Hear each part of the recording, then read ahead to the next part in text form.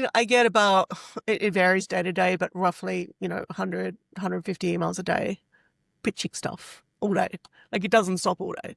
I'm already get tired from my 10 pitches a day.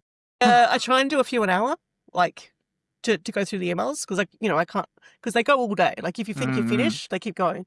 So yeah, look, it's really just stuff like they're not the most important. They're probably awesome, but we just need a bit of time. Time, like if they respect what we do, we need time. You need to give us notice for things. You need to think about, I know these very busy people and I want something from them. What can I do to make that a little bit easier?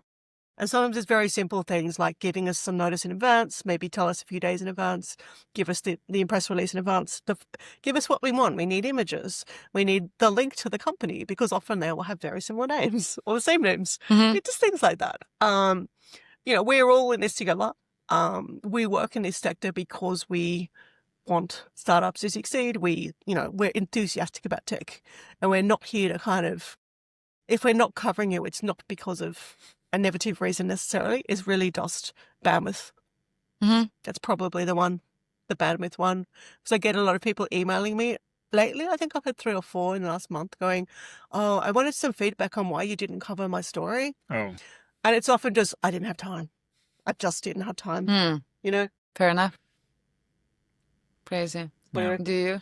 I know. I would say that like misconception is, I would mostly probably talk about the misunderstanding of the function of media per se. And I mean, we can all be more or less like enthusiastic and optimistic and generally happy with the way technology has been developing, for example, and about the European ecosystem. But at the same time, it has to be remembered that for a journalist does not work for the companies they cover. They work for the audience. So and this like the interest of the audience is what comes first when coverage decisions are made, when critical questions are asked, and so on and so forth. So, and it's just like very often people get, I think, very much into their own bubble where everyone is very supportive and everyone just sort of roots for always like for the company, always for the founder, always for the